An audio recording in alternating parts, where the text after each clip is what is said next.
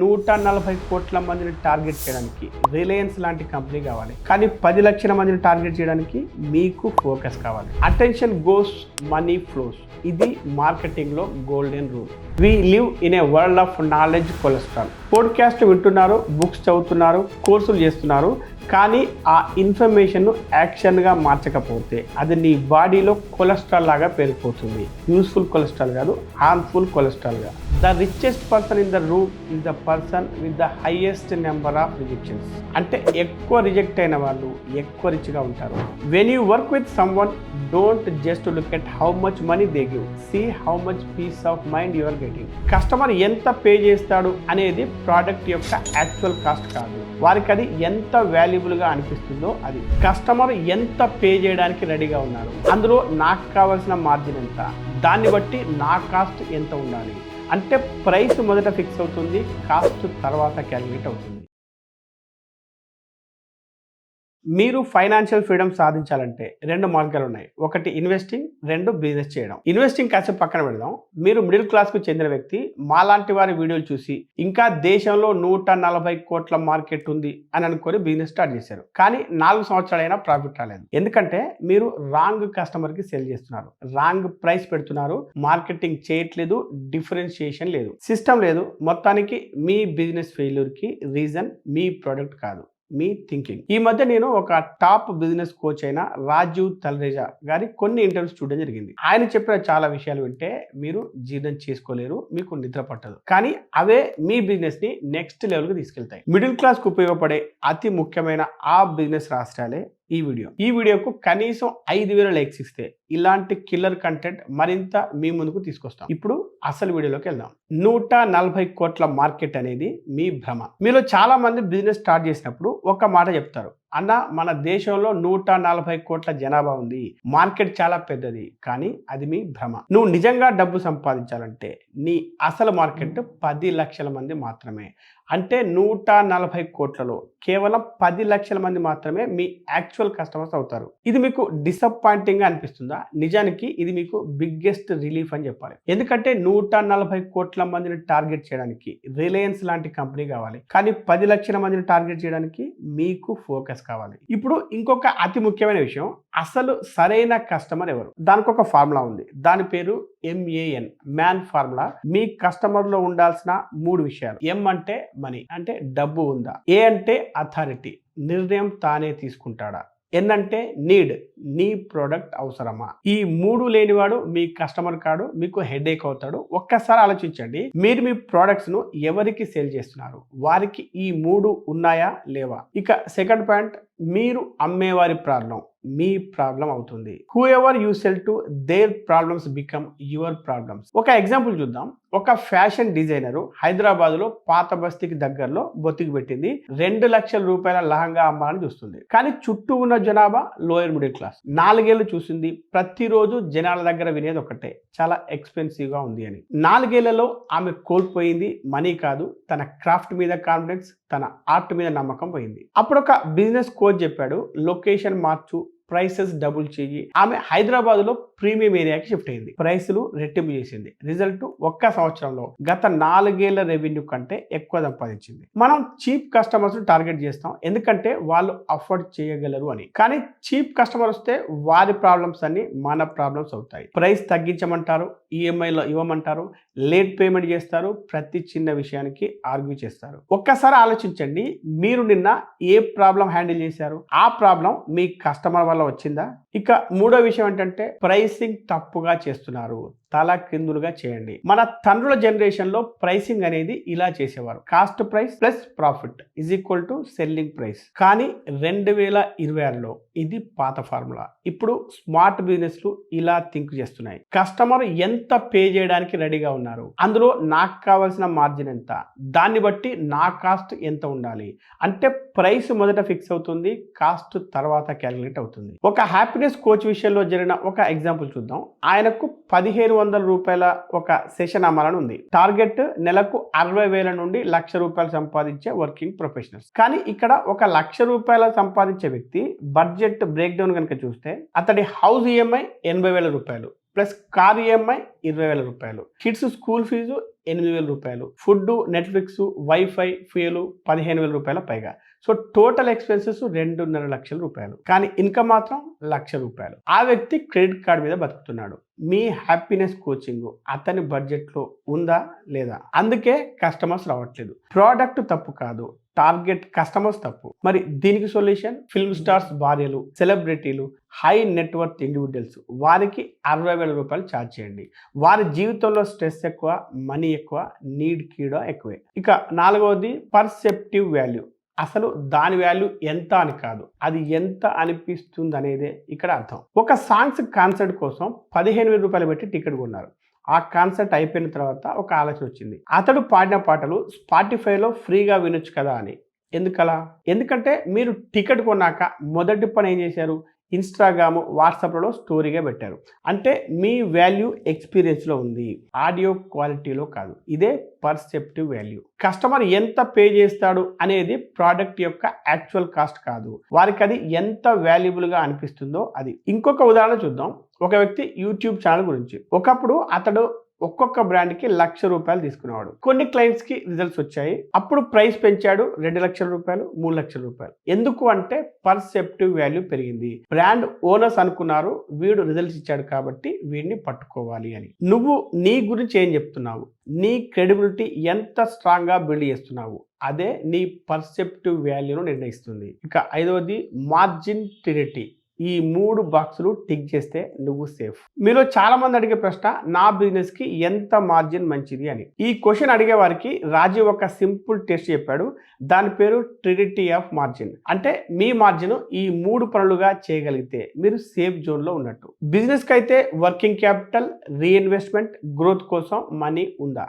టీమ్కి అయితే మీ ఎంప్లాయీస్కి మంచి శాలరీ, బోనస్, అప్రైజల్ ఇవ్వగలుగుతున్నారా? మరి మీకైతే మంచి lifestyle, savings, personal investments చేయగలుగుతున్నారా? కేవలం ఫుడ్, క్లాతింగ్, షెల్టర్ మాత్రమే కాదు, మోడరేట్ ఎంజాయ్మెంట్ కూడా. ఈ 3 సాటిస్ఫై అవుతున్నాయా? అప్పుడు నిద్రపోండి నిశ్చితగా. కాంపిటేటర్ ఎంత సంపాదిస్తున్నాడో చూసి జెలస్ అవ్వకండి. బిజినెస్ అనేది లైఫ్ ఎంజాయ్ చేయడానికి ఒక వెహికల్. బిజినెస్సే నీ లైఫ్ అవ్వకూడదు. చాలా మంది బిజినెస్ ఓనర్స్ ప్రతి దీపావళికి చెప్తారు, సంక్రాంతికి వెకేషన్కి వెళ్దామని. అయితే సంక్రాంతి వచ్చేసరికి వేరే ఎక్స్క్యూజు, హోలీకి వేరే ఎక్స్క్యూజు, సమ్మర్ వెకేషన్కి వేరే ఎక్స్క్యూజు, లైఫ్ అయిపోతుంది, ఇక వెకేషన్ రాదు. సో బిజినెస్ మీకు సర్వ్ చేయాలి, మీరు బిజినెస్కి సర్వ్ చేయకూడదు. ఇక ఆరవది, నా పని బాగుంటే కస్టమర్స్ తమంతా తామే వస్తారు. ఇది 1996 డైలాగ్. మనం ఇప్పుడు 2026లో ఉన్నాం.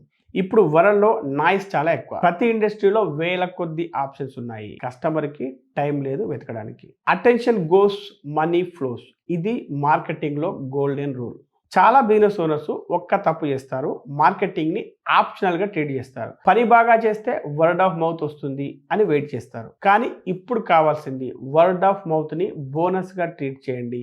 మార్కెటింగే మీ డ్యూటీ. 5 కిలోమీటర్ల దూరంలో ఉండే మీ ఫిజియోథెరపీ సెంటర్ గురించి మీ పక్కింటి వారికి కూడా తెలియదు మీరు చెప్పకపోతే. మీరు బెస్ట్ ఫిజియోథెరపిస్ట్ అయినా, మీరు పాపడమ్మే వారైనా, మీరు చెప్పకపోతే ఎవ్వరికీ తెలియదు. ఇంకా ఒక ఇంపార్టెంట్ పాయింట్ ఏంటంటే, ఎస్టాబ్లిష్డ్ బిజినెస్ కూడా మార్కెటింగ్ లేకుండా ఉండలేవు. ఒక్క కాంపిటీటర్ వచ్చి నీ ఒక్క ముఖ్యమైన కస్టమర్ని తీసుకెళ్ళినా సరే మీ స్టేబుల్ బిజినెస్ ఒక్కసారిగా స్ట్రగలింగ్ బిజినెస్ అవుతుంది. మార్కెటింగ్ చేయకపోవడం అంటే నువ్వు ఆ రిస్క్ తీసుకుంటున్నావు అని చెప్పవచ్చు. మార్కెటింగ్లో మీకు ఏది సూట్ అవుతుంది అంటే అందులో 3 రకాలు ఉన్నాయి.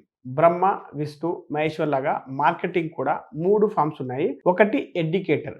మీ ఫీల్డ్లో నాలెడ్జ్ షేర్ చేయండి. ఇలా చేయండి, అలా చేయకండి అని ఎక్స్ప్లెయిన్ చేయండి. క్రెడిబిలిటీ ఆటోమేటికల్గా వస్తుంది. 2 ఎంటర్టైనర్. జనాలను ఎంగేజ్ చేయండి, ఫన్గా ప్రజెంట్ చేయండి, మీ పర్సనాలిటీ ద్వారా కనెక్ట్ చేయండి. ఇక 3 స్టోరీ టెల్లర్. మీ జర్నీ, మీ ఫెయిల్యూర్స్, మీ విన్స్ షేర్ చేయండి. జనాలు స్టోరీస్కు కనెక్ట్ అవుతారు. నాకు 45 ఏళ్ళు వచ్చాయి సార్, సోషల్ మీడియా నాకు రాదు అని ఎక్స్క్యూజ్ చెప్పకండి. 45 సంవత్సరాలకే ఎవరు చనిపోరు కదా. ఇక 7వది బ్రాండ్ బిల్డింగ్. నేను అని గుర్తుపెట్టేలా చేయడమే అసలు గేమ్. ఒక హౌస్ కాంట్రాక్టర్ తన పొజిషనింగ్ ఇలా పెట్టుకున్నాడు. మీకు ఫ్యామిలీ డాక్టర్ ఉంటాడు, ఫ్యామిలీ లాయర్ ఉంటాడు, నేను మీ ఫ్యామిలీ కాంట్రాక్టర్ అని. ప్రతి నెట్వర్కింగ్ మీటింగ్లో అదే డైలాగ్ చెప్పేవాడు, ప్రతి సోషల్ మీడియా పోస్ట్లో కూడా అదే డైలాగ్, బిజినెస్ కార్డు మీద కూడా అదే, సేల్స్ పిచ్లో కూడా అదే. ఫ్యామిలీ కాంట్రాక్టర్ అని వినగానే ట్రస్ట్, రిలయబిలిటీ, వామ్త్ అనిపించేది. ఎవరికైనా కన్స్ట్రక్షన్ అవసరం వస్తే మొదట ఈయనే గుర్తొచ్చేవారు. సో బ్రాండింగ్ అంటే కాస్ట్లీ క్యాంపెయిన్ కాదు, clarity plus consistency plus repetition. ఒక క్లియర్ మెసేజ్ తీసుకోండి, దాన్ని ప్రతి చోట రిపీట్ చేయండి. మెల్లగా మార్కెట్లో నీ రీకాల్ క్రియేట్ అవుతుంది. చిన్న బిజినెస్కి బ్రాండ్ బిల్డింగ్ అనేది యాక్చువల్గా చాలా ఈజీ, ఎందుకంటే మోస్ట్లీ మీ కాంపిటీటర్స్ దీన్ని చేయట్లేదు, చేయరు కూడా. మీరు కన్సిస్టెంట్గా చేస్తే వారి మీద మీరు ఆటోమేటిక్గా డిఫరెన్షియేట్ అవుతారు. ఇక 8, బిజినెస్లో డిఫరెన్షియేషన్ లేకపోతే గార్బేజ్ మార్కెట్లో ఫైట్ చేస్తారు. మహేష్, సురేష్, శ్రీకాంత్ అనే ముగ్గురు వ్యక్తులు కుర్చీల బిజినెస్ చేస్తున్నారు. మహేష్ సోలోగా బిజినెస్ చేస్తాడు, కాస్ట్ తక్కువ, ఒక కుర్చీ 2650 రూపాయలకు అమ్ముతాడు. ఇక సురేష్ అయితే ఆఫీసు, టీము, బ్రాండింగ్ ఉన్నాయి కాబట్టి ప్రోడక్ట్ సేమ్ అయినా కూడా ఒక కుర్చీని 4500 రూపాయలకు అమ్ముతాడు. ఒకవేళ ఏ కస్టమర్ ఇలా అడిగాడు అనుకోండి, మహేష్ ఒక కుర్చీని 2650కి ఇస్తున్నాడు, నువ్వు 4500కి ఎందుకు ఇస్తున్నావు అని అడిగితే అప్పుడు సురేష్ దగ్గర జవాబు లేదు. ఇక శ్రీకాంత్ విషయానికి వస్తే అతడు కంప్లీట్గా డిఫరెంట్గా ఆలోచిస్తాడు. అతడు ఒక కాన్సెప్ట్ తెచ్చాడు, ఎంప్లాయీ బాడీ కంపోజిషన్ బట్టి కస్టమ్ చైర్స్. ఏ యాప్లో టీమ్ మెంబర్ ఫోటోస్ అప్లోడ్ చేస్తే లార్జ్, మీడియం, స్మాల్ సైజ్ రిక్వైర్మెంట్ను ఆటోమేటిక్గా క్యాల్కులేట్ అవుతుంది. ఒకవేళ ఆ టీమ్ మెంబర్ వెళ్ళిపోతే రీప్లేస్మెంట్ కూడా ఫ్రీగా ఇస్తాడు. అయితే అతడు ఒక్కొక్క కుర్చీని 7000 రూపాయలకు అమ్ముతాడు, అయినా కస్టమర్స్ లైన్లో నిల్చుంటారు. అంటే మహేష్, సురేష్ ఫైట్ చేస్తారు గార్బేజ్ మార్కెట్ కోసం, Srikanth cream of the market తీసుకుంటాడు. సో క్వాలిటీ బాగుంది అని చెప్పడం డిఫరెన్షియేటర్ కాదు, అది మినిమం రిక్వైర్మెంట్. డిఫరెన్షియేటర్ అంటే వేరే ఎవరు ఇవని ఒక కారణం. మీ బిజినెస్లో అదేంటి ఒక్కసారి కాగితం మీద రాయండి. ఇక 9వది, సేల్స్లో రిజెక్ట్ అవ్వడం సక్సెస్ యొక్క ప్రూఫ్. మీరు ఎక్కడో ఒక చోట ఈ కొటేషన్ వినే ఉంటారు, the richest person in the room is the person with the highest number of rejections. అంటే ఎక్కువ రిజెక్ట్ అయిన వాళ్ళు ఎక్కువ రిచ్గా ఉంటారు. ఎందుకంటే ఎక్కువ రిజెక్షన్స్ అంటే ఎక్కువ ట్రైస్ చేశారు, ఎక్కువ ట్రైస్ అంటే ఎక్కువ ఎస్లు వచ్చాయి. You can either be a rejected millionaire or a respected broke person. సేల్స్లో చాలామంది సేఫ్ గేమ్ ఆడతారు, ఎందుకంటే నో అని వింటే హర్ట్ అవుతారని, రెప్యుటేషన్ పోతుంది అని. India mart co founder Brijesh Agarwal గురించి మీరు ఇక్కడ తెలుసుకోవాలి. వారి టీం చాలా అగ్రెసివ్గా ఫాలో అప్ చేస్తారు. పీపుల్ ఇరిటేట్ అవుతారని తెలుసు, కానీ అతను చెప్పే కారణం ఏంటంటే అది మా బిగ్గెస్ట్ అకంప్లిష్మెంట్ అని. ఆ ఇంటెన్సిటీ లేకపోతే ఇండియా మార్ట్ ఇక్కడ ఉండేది కాదు అని. ఇప్పుడు ఇన్సూరెన్స్ విషయంలో పాలసీ బజార్ చేస్తుంది కూడా అదే. ఇక జపనీస్ వ్యారియర్స్ అయిన సమురాయిలు యుద్ధానికి వెళ్లే ముందు తమ డెత్ సెరమనీని పెర్ఫామ్ చేసుకుంటారు. ఎందుకంటే నేను ఇప్పటికే చనిపోయాను అని అనుకుంటే ఇక భయం ఏమి ఉండదు, స్వేచ్ఛగా ఫైట్ చేయగలరు.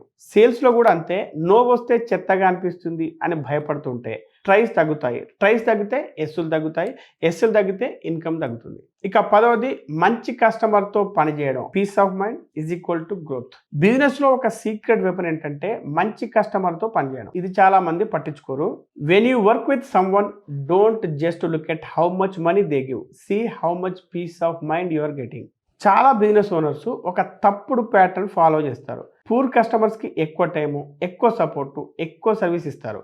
గుడ్ కస్టమర్స్కి అటెన్షన్ తగ్గిస్తారు. అప్పుడు రిజల్ట్ ఎలా ఉంటుంది? డౌన్ సైడ్ మేనేజ్ చేయడంలో సమయం పోతుంది, అప్ సైడ్ ఆప్టిమైజ్ చేయడానికి టైం ఉండదు. కొంతమంది కస్టమర్లు ప్రతి చిన్న విషయానికి కంప్లైంట్ చేస్తారు, వారిని హ్యాండిల్ చేయడంలో మీరు ఎగ్జాస్టెడ్ అవుతారు. ఆ టైంలో గ్రోత్ గురించి ఆలోచించలేరు, కొత్త ఐడియాస్ ఇంప్లిమెంట్ చేయలేరు. పీస్ ఆఫ్ మైండ్ అక్యుములేట్ చేసుకున్న కొద్దీ గ్రోత్ యాక్టివిటీస్కి టైం, ఎనర్జీ, స్పేస్ ఉంటాయి. సరైన కస్టమర్ ఎంచుకోవడం బిజినెస్ డిసిషన్ మాత్రమే కాదు, మీ లైఫ్ క్వాలిటీ డిసిషన్ కూడా. ఇక 11వది, చేంజ్కి ధైర్యం కావాలి, పెయిన్ తగ్గిపోయాక మాత్రమే మనం ట్రై చేస్తాం. వీడియో మొదట చెప్పుకున్న హైదరాబాద్ బొతిక్ డిజైనర్ స్టోరీలోనే ఆ డిజైనరు 4 సంవత్సరాలు వెయిట్ చేసింది. మొదటి సంవత్సరంలోనే బిజినెస్ కోచ్ చెప్పాడు ప్లేస్ చేంజ్ అవ్వమని, కానీ ఆమె వినలేదు. ఎందుకంటే చేంజ్ అంటే pain, expenses, uncertainty. Running shop వదిలేసి నెలలా ఇన్కమ్ పోయి కొత్త లొకేషన్లో మళ్ళీ జీరో నుండి స్టార్ట్ చేయాలా అనే భయం ఉంటుంది. కానీ 4 సంవత్సరాల తర్వాత ఆమె ఫెడప్ అయింది. Sick and tired of being sick and tired అయింది. అప్పుడు మాత్రమే ఆమె మూవ్ తీసుకుంది. సేమ్ థింగ్ చేస్తూ డిఫరెంట్ రిజల్ట్ ఎక్స్పెక్ట్ చేయడం అంటే స్టూపిడిటీ. కొత్త రిజల్ట్ కావాలంటే కొత్త యాక్షన్ కావాలి, కొత్త యాక్షన్కి కొత్త కరేజ్ కావాలి. మనం ప్రాబ్లమ్స్తో కంఫర్టబుల్ అయిపోతాం, ప్రాబ్లం మీకు హ్యాబిట్ అయిపోతే సొల్యూషన్ చూడడానికి బ్రెయిన్ని పని చేయించడం కష్టమవుతుంది. ఒక్కసారి హానెస్ట్గా మిమ్మల్ని మీరు చూసుకోండి. మీ బిజినెస్లో ఏ ప్రాబ్లంతో మీరు 2 సంవత్సరాల నుండి లివ్ విత్ చేస్తున్నారు, అంటే సమస్యతో జీవిస్తున్నారు, దాన్ని ఫిక్స్ చేయడానికి ఏ యాక్షన్ అవసరం, ఆ యాక్షన్ తీసుకోవడానికి మిమ్మల్ని ఏ ఫియర్ బ్లాక్ చేస్తుంది. ఇక 12వది, బోరింగ్ వర్క్ చేయడానికి రెడీగా ఉన్నావా? అక్కడే అసలు మనీ ఉంది. Money is in the boring work. ఇది అన్నిటికంటే ఇంపార్టెంట్ సీక్రెట్. ఎస్ఓపీస్ రాయడం, టీమ్ను ట్రైన్ చేయడం, సిస్టమ్స్ బిల్డ్ చేయడం, రిపోర్టింగ్ టెంప్లెట్స్ క్రియేట్ చేయడం, ఫీడ్బ్యాక్ ఇవ్వడం, అకౌంట్స్ సరిగ్గా చూసుకోవడం, ఇవన్నీ బోరింగ్. కానీ ఇవి చేసిన వాళ్ళే వెల్త్ క్రియేట్ చేస్తారు, మిగతా వారు ఇన్కమ్ జనరేట్ చేస్తారు. రెండింటికి తేడా అనేది చాలా important. Income generation is equal to నువ్వు పని చేస్తే డబ్బు వస్తుంది, నువ్వు ఆగిపోతే ఆగిపోతుంది. కానీ wealth creation is equal to నీ సిస్టమ్ పనిచేస్తుంది నువ్వు లేకపోయినా కూడా. చాలా బిజినెస్ ఓనర్స్ చేసే మిస్టేక్ ఏంటంటే బోరింగ్ వర్క్ని అవాయిడ్ చేసి తాను పర్సనల్గా కస్టమర్స్తో డీల్ చేయడానికి ప్రిఫర్ చేస్తారు. ఎందుకంటే అది ఎగ్జైటింగ్గా ఉంటుంది, కానీ మీరు పర్సనల్గా హ్యాండిల్ చేయగలిగేది లిమిటెడ్ మాత్రమే. మీరు స్కేల్ అవ్వాలంటే సిస్టమ్ కావాలి, సిస్టమ్ కావాలంటే బోరింగ్ వర్క్ చేయాలి. మీరు సిస్టమ్ బిల్డ్ చేయకుండా నేనే చేస్తానని చేస్తే అది బిజినెస్ కాదు, ఫ్రీలాన్సింగ్ అవుతుంది. ఫ్రీలాన్సింగ్ని బిజినెస్ అని గ్లోరిఫై చేసుకోకండి. మీరు బిజినెస్ స్టార్ట్ చేసింది ఇన్కమ్ జనరేట్ చేయడానిక లేదా వెల్త్ క్రియేట్ చేయడానిక? ఈ రెండు వేరు మార్గాలు. చివరిగా చెప్పాలంటే నాలెడ్జ్ కొలెస్ట్రాల్ వద్దు, యాక్షన్ కావాలి. We live in a world of knowledge cholesterol. Podcast వింటున్నారు, బుక్స్ చదువుతున్నారు, కోర్సులు చేస్తున్నారు, కానీ ఆ ఇన్ఫర్మేషన్ను యాక్షన్గా మార్చకపోతే అది నీ బాడీలో కొలెస్ట్రాల్ లాగా పెరిగిపోతుంది. యూస్ఫుల్ కొలెస్ట్రాల్ కాదు, హార్మ్ఫుల్ కొలెస్ట్రాల్గా. ఈ వీడియో చూసిన తర్వాత మీరు ఒక్క పని చేయండి, పేపరు పెన్ను తీసుకోండి. ఇందులో చెప్పిన ఒక్కొక్క విషయానికి ఆపోజిట్గా మీ బిజినెస్ని చెక్ చేయండి. నా కస్టమర్కి మ్యాన్ ఉందా? నా ప్రైసింగ్ రివర్స్గా థింక్ చేశానా? మార్జిన్ టెరిటీ నా బిజినెస్లో సాటిస్ఫై అవుతుందా? నేను కన్సిస్టెంట్గా మార్కెటింగ్ చేస్తున్నానా? నా బిజినెస్కి క్లియర్ డిఫరెన్షియేటర్ ఉందా? బోరింగ్ సిస్టము బిల్డ్ చేస్తున్నానా? ఏ ఒక్క దాంట్లో లేదు అని వస్తే అది మీ next action point. Success easy, ఎందుకంటే చాలామంది ట్రై చేయట్లేదు. మరి మీరు ట్రై చేస్తారా? ఈ వీడియో మీకు నచ్చితే లైక్ చేసి కామెంట్ చేయండి. మీకు తెలిసిన వారందరికీ ఈ వీడియోను షేర్ చేయండి. Be rich, stay rich.